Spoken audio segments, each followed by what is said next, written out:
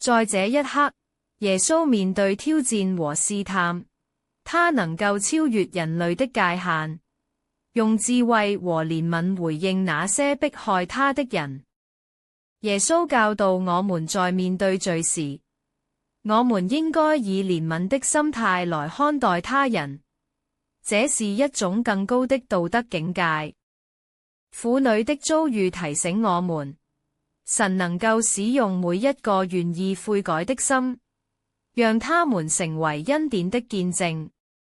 耶穌的智慧和反應讓我們明白，面對反對的時候，以冷靜的態度和智慧的言辭回應，才能驅散陰霾，展現真理。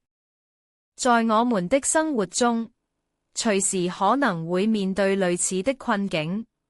重要的是，我們如何安然自信地向他人展示我們的信仰。